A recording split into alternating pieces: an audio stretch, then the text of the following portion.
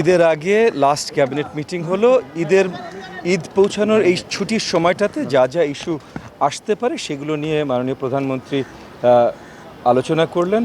কিছু মন্ত্রণালয় থেকে কিছু ইস্যু উত্থাপিত হয়েছিল, ফাইন্যান্স মন্ত্রণালয় থেকে, সেটা বিগত 24-25-এর বাজেট রিলেটেড, আগামীতে আমাদের এনার্জি প্রোডাক্ট নিয়ে, এবং আরও কিছু সামাজিক বিষয় যেটা একটু উদ্বিগ্ন তৈরি করছে আর কি সমাজের ভেতরে, সেগুলো নিয়ে কিছু আলোচনা হলো। কিছু ডিসিশনস হয়েছে যেটা ক্যাবিনেট সেক্রেটারি আপনাদেরকে জানিয়ে দেবেন। বাট পুরো আলোচনাটি আজকের প্রত্যেকটি ইস্যুই ছিল ইদার আপনার জাস্ট অফিশিয়াল বেসিক্যালি আসার প্রয়োজন ছিল, তার জন্য এসেছে।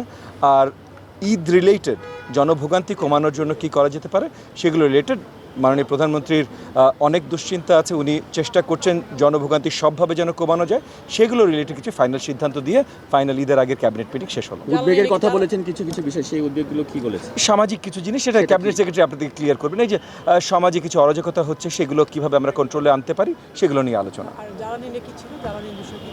জ্বালানির বিষয় ছিল যে আমরা যেহেতু কোনো ধরনের র্যাশনিংও এখন আর করছি না, সো কোনো ঝামেলা হওয়া উচিত না। সো কোনো ঝামেলা যদি থাকে সেটা কীভাবে নিরসন করা যেতে পারে সেটা নিয়ে জ্বালানি মন্ত্রণালয়ের দায়িত্বপ্রাপ্ত সকলের সাথে আলোচনা হয়েছে, সেটা ওনারা আপনাদেরকে ব্রিফ করতে পারবেন। বাট ইনশাআল্লাহ ক্যাবিনেট মিটিংয়ের শেষে যেটা হয়েছে যে মাননীয় প্রধানমন্ত্রীকে আস্থা দিতে পেরেছেন সব মন্ত্রণালয় যে অবস্থা নর্মাল এবং সুন্দর থাকবে।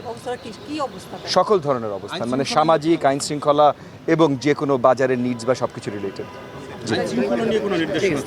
আলাদাভাবে কিছু হয়নি, শক্তভাবে সব কিছু থাকার অবস্থা। থ্যাংক ইউ, অসংখ্য।